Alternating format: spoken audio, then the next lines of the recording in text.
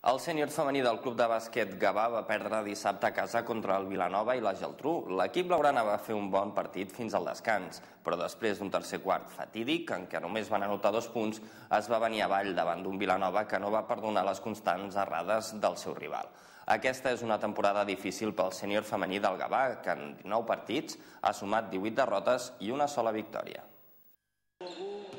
Es preveia que l'enfrontament entre el Gavà i el Vilanova i la Geltrú fos d'allò més igualat i les expectatives es van complir fins al descans. Al primer quart, l'equip visitant es distanciava de només un punt, mentre que el parcial al segon quart va ser d'empat a 12.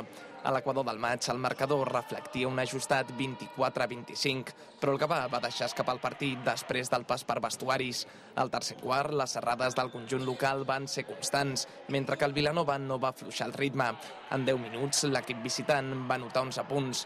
El Gavà, per contra, només va ser capaç de traduir 2 tirs lliures.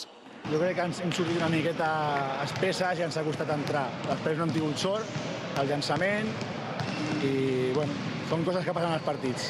A vegades és millor no fer descans i continuar jugant, però bueno, hem de continuar treballant i a veure què passa.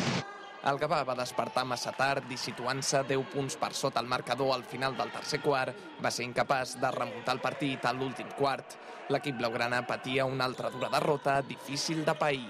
Era un equip que podíem guanyar, hem estat allà i bueno, petits errors que ens han complicat la victòria. Una miqueta de concentració, errades de passes, però bueno, estic content pel treball que han fet. Aquesta campanya el Gavà ha perdut 18 dels 19 partits disputats, uns números fatídics que situen les noies entrenades per Rubén Benedito al darrer lloc de la taula. Afrontem aquesta temporada amb ganes de continuar treballant, i si no per aconseguir plaça de fases, jo crec que podem estar una miqueta, i si no de cara a l'any que ve, treballar en funció del que podem treballar allà l'any que ve, però en principi jo i elles estem d'acord en treballar aquesta temporada per intentar, com a molt, fer les fases. La propera jornada, el sènior femení del Gavà es desplaçarà a Sant Just per enfrontar-se al primer classificat.